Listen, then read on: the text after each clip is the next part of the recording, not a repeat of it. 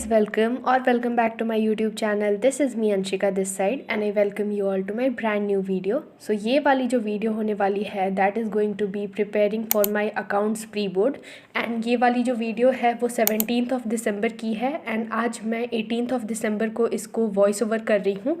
तो मैं बहुत जल्दबाजी में बना रही हूँ क्योंकि मेरा अभी बहुत सारा सिलेबस पड़ा हुआ है, तो इसलिए जल्दबाजी में बना रही हूँ। बट लेट्स सी क्या क्या मैंने इस दिन पढ़ा था एंड प्लीज़ इग्नोर अगर मैं कहीं पे फंबल करूँगी तो without any further delay let's get started and let's start the study blog. तो इस दिन मैं उठ गई थी 5 बजे के करीब सुबह में एंड सबसे पहले तो मैंने स्टार्ट किया रिटायरमेंट चैप्टर को पढ़ना। एंड एडमिशन वाला चैप्टर तो फिर भी मैंने पढ़ा हुआ था, बट रिटायरमेंट वाला ऐसा चैप्टर था जो मैंने बहुत टाइम पहले मतलब 2-3 महीने पहले पढ़ा हुआ था, तो मुझे एकदम भी याद नहीं था कि कैसे क्या करना रहता है। तो अभी इस पॉइंट पे तो मैं बिल्कुल ब्लैंक थी क्योंकि मैं एकदम उठी और उठ के बस लैपटॉप लेके बैठ गई थी रिवीजन करने के लिए। तो मेरे दिमाग में क्या अंदर जा रहा था, दिमाग के क्या नहीं जा रहा था, मुझे खुद भी आइडिया नहीं लग रहा था। बट हाँ, बस एक प्रैक्टिस करने की ट्राई कर रही थी मैं। तो हाँ, ये वाला जब प्रैक्टिस हो गया, मैंने थोड़ा सा देखा था, रिवीजन किया था इसका एंड उसके बाद में फिर मुझे पता चला कि एक रिटायरमेंट पार्टनर का लोन अकाउंट बनाना रहता है। तो वो लोन अकाउंट बनाने में भाई मेरी दिमाग इतना ज़्यादा ख़राब हुआ ना, उसमें सच में बता रही हूँ, कसम से बहुत ज़्यादा दिमाग ख़राब हो गया था।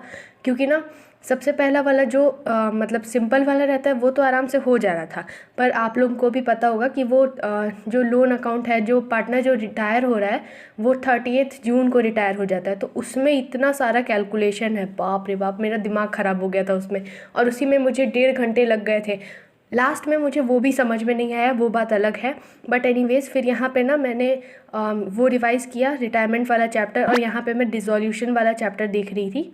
तो डिसोल्यूशन वाला जो चैप्टर है ना, उसमें पता नहीं क्यों मेरे साथ में यही होता है कि मैं सब चीज़ जानती हूँ कि मुझे कैसे क्या करना है, बट ऐसा होता है ना कि आउटसाइडर को पे करना रहता है या फिर कोई एसेट छूट गया जिसका पेमेंट नहीं हुआ है, रियलाइज़ नहीं हुआ है वो चीज़, तो उसके वजह से गलती हो जाती है मेरे से एंड उसके बाद में मेरा आंसर नहीं आता है। बट मुझे सब चीज़ पता है कि कैसे इसको करना है, किसको कैसे इसको सॉल्व करना है, बट पता नहीं क्यों लास्ट में जाके मेरे से नहीं हो पाता है क्योंकि मैं 1 से 2 आइटम जो रहता है बैलेंस शीट में वो भूल जाती हूँ।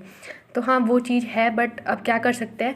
और इसके क्वेश्चंस भी आते हैं, एक जर्नल एंट्री के भी क्वेश्चंस आते हैं एंड मैंने सैम्पल पेपर में देखा था तो डिसोल्यूशन का एक अकाउंट, रियलाइजेशन वाला जो अकाउंट होता है वो भी बनाने के लिए आता है। तो यहाँ पे मैं प्रिपेयर कर रही थी एंड उसके बाद में आज के दिन मुझे जाना था स्कूल भी, क्योंकि मेरे स्कूल में इंस्पेक्शन का डे था, तो आज जाना कंपलसरी था। तो मैंने जल्दी से ये चैप्टर को मतलब थोड़ा बहुत देख के एंड उसके बाद में मैं स्कूल चली गई थी एंड लास्ट में मैं आई, मतलब घर पे आ गई थी 2-3 बजे तक एंड 2 बजे तक आ गई थी। उसके बाद में मैंने खाना खाया, फिर 1 घंटे रेस्ट किया, फिर उसके बाद में अराउंड 5 PM से मैंने फिर से स्टार्ट कर दिया था एंड यहाँ पे मैं पढ़ रही थी चैप्टर 1 फंडामेंटल्स। एंड फंडामेंटल्स में मैं बेसिकली रिवाइज़ कर रही थी सारा चीज़ कि एक बार बस गो थ्रू कर लेती हूँ कि क्या क्या है इसमें। फिर रिवीजन करने के बाद में मैंने कुछ क्वेश्चंस को प्रैक्टिस किया था, मेरे पास में जो क्वेश्चन बैंक है अकाउंट्स की, तो उससे मैंने क्वेश्चंस को प्रैक्टिस किया था चैप्टर 1 के। और 4 मार्क्स के भी क्वेश्चंस थे, 6 मार्क के भी क्वेश्चंस थे। और लास्ट में मैंने एक मतलब वो जो नहीं होता है कि pro rata and for feature के क्वेश्चंस, तो वो वाले को मैंने फिर लास्ट में प्रैक्टिस किया था। एंड यहाँ पे मैं दिखा रही हूँ कि मैंने ये MCQ की भी प्रैक्टिस की थी चैप्टर 1 से एंड ये वाला जो है ये मैंने pro rata with for feature वाले क्वेश्चंस को ट्राई किया था बनाने का, क्योंकि सर ने बोला था कि एक बार रिपीट कर लेना खुद से। तो मैंने वही एक बार ट्राई किया फिर से बनाना एंड यहाँ पे मैं फिर से लग गई थी पढ़ने के लिए। एंड यहाँ पे मैं अराउंड 7 PM से बैठी थी पढ़ने के लिए एंड उसके बाद में ये जो क्लिप है ना, इसमें मैं फॉर फीचर प्लस प्रोराटा वाले क्वेश्चंस को ट्राई कर रही थी एंड इसमें वही मैं पढ़ रही थी कि कैसे इसको अटेम्प्ट करना रहेगा, क्योंकि ये वाला जो क्वेश्चंस है वो मेनली 6 मार्क के क्वेश्चंस में आ जाता है। तो फिर मैंने सोचा कि ये वाला कर लेते, क्योंकि जब मैंने चैलेंज भी किया था तो उसमें मेरे से यही वाला नहीं हो पाया था, एक फॉर फीचर वाले में, कैपिटल रिजर्व वाले में। तो कैपिटल रिजर्व तो अब मेरे से हो जा रहा है टचवुड, एंड उसके बाद में अब प्रोराटा विथ फॉर फीचर करना है, तो ये अभी मेरे लिए एकदम नया है, तो थोड़ा सा दिक्कत तो हो रही है। बट एनीवेज देखते हैं, कम से कम इसमें तो मुझे है कि मतलब अच्छे खासे नंबर मिल जाएंगे अगर एक बार कॉन्सेप्ट क्लैरिटी मिल गई तो हाँ, इसके लिए मैं प्रैक्टिस कर रही थी एंड मैंने ऐसे 2 से 3 लेक्चर सुनील पांडा सर के देखे थे ताकि ये वाला कॉन्सेप्ट मेरा क्लियर हो जाए। बट टू बी ऑनेस्ट अभी भी थोड़ा सा डाउट है कि कहाँ पे क्या चीज़ करना है, बट कर लेंगे हम लोग, ट्राई करते हैं कि कर लेंगे हम लोग।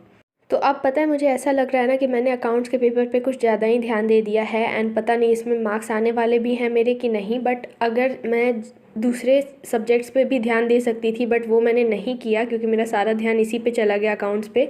एंड मेरे बैक टू बैक एग्ज़ाम्स हैं एंड अब मुझे बहुत ज़्यादा डर लग रहा है। तो मैं सोच रही थी कि मतलब जितना मैं अकाउंट्स पढ़ रही हूँ उसमें एक लेक्चर मतलब कम से कम देख लेती हूँ इंग्लिश का भी। एंड बीएसटी तो भाई अभी तक मेरी एक चैप्टर से भी स्टार्टिंग नहीं हुई है अभी तक, मतलब रिविज़न नहीं हुई है अभी। तो हाँ, उसको भी करना है। बट इंग्लिश का अभी मैं यहाँ पे इंडिगो वाला चैप्टर एक बार समरी देख रही थी उस चीज़ का। एंड अभी मुझे पता नहीं चल रहा है कि मैं कैसे कैसे पूरा सारा का सारा कंप्लीट करने वाली हूँ सिलेबस, क्योंकि बैक टू बैक एग्ज़ाम्स हैं। तो अभी बहुत ज़्यादा स्ट्रेसफुल चल रहा है टाइम मेरे लिए। बट एनीवेज देखते हैं क्या होता है। यहाँ पे फिर मैंने स्टार्ट किया 9:42 से कि मैं इकोनॉमिक्स पढ़ रही थी, क्योंकि मैंने अकाउंट्स पूरे दिन पढ़ी है तो फिर मैं बोर हो गई थी। एंड मैंने सोचा कि थोड़ा सा इंग्लिश पढ़ लेते हैं, थोड़ा सा इकोनॉमिक्स भी, क्योंकि इकोनॉमिक्स में मेरा जो यूनिट 7 है मतलब determination of income and employment, तो वो मेरा कंप्लीट नहीं है अभी तक। इनकम मल्टीप्लायर वाला, सॉरी, तो इनकम मल्टीप्लायर वाला मेरा कंप्लीट नहीं है। तो मैंने सोचा कि इसका एक लेक्चर देख लेते हैं। तो मुझे था कि मैं लव कौशिक सर का लेक्चर देखूंगी, बट उनका लेक्चर मिला नहीं मुझे। तो मैंने रजत अरोड़ा सर का लेक्चर देखा एंड वो भी बहुत अच्छा पढ़ा रहे थे। तो हाँ, मैंने ये वाला लेक्चर कंप्लीट किया। एंड अब मुझे डर लग रहा है कि मतलब चलो इकोनॉमिक्स के लिए और फिज़िकल एजुकेशन के लिए तो मेरे पास में 1.5 दिन का टाइम है, पर इंग्लिश और बीएसटी एकदम बैक टू बैक है। और इसके बाद में मतलब आज जब मैं 18 दिसंबर को ये रिकॉर्ड कर रही हूँ, मतलब वॉइस ओवर कर रही हूँ, तो 19 दिसंबर तक तो मैं पूरा का पूरा अकाउंट्स ही पढ़ने वाली हूँ। फिर आधे रात में मतलब शाम से लेकर रात तक में मुझे कैसे भी करके पूरा इंग्लिश का सिलेबस कंप्लीट करना रहेगा। एंड उसके बाद में इंग्लिश वाले दिन जब 20 दिसंबर को मैं आऊँगी तो फिर मुझे बीएसटी का सिलेबस कंप्लीट करना रहेगा। So it is going to be quite hectic, but let's see कि कैसा एग्ज़ाम जाता है। एंड आप लोग प्लीज़ मेरे लिए प्रे करना एंड विश करना मेरे लिए कि मेरे एग्ज़ाम्स अच्छे जाए। एंड मतलब मैंने सोचा कि 18 मतलब आज के दिन मैं एक तो स्टडी ब्लॉग डाल ही देती हूँ, क्योंकि मुझे था कि एक बार अकाउंट्स की प्रिपरेशन का एक स्टडी ब्लॉग मैं डाल देती हूँ। एंड उसके बाद में अगला जो स्टडी ब्लॉग आएगा मे बी वो 3 दिन के बाद आने वाला है, मतलब 21 को आ सकता है मे बी, क्योंकि बैक टू बैक एग्ज़ाम्स है तो उसमें पॉसिबल नहीं रहेगा मेरे लिए अपलोड कर पाना। तो देखते हैं कि क्या करती हूँ मैं। बट हाँ, तीनों की कंपाइलेशन मैं डाल दूँगी मे बी। एंड ये वाला मेरा सेपरेट अकाउंट्स का प्री बोर्ड का प्रिपरेशन था। सो या that was like pretty much it for this video and thank you guys so much for watching this one. And if you like this video then make sure to like, comment, share and subscribe to my YouTube channel, because it motivates me a lot for making such type of videos for you all. And I would love to see your comments on this video. So yeah, thanks for watching and wish me luck.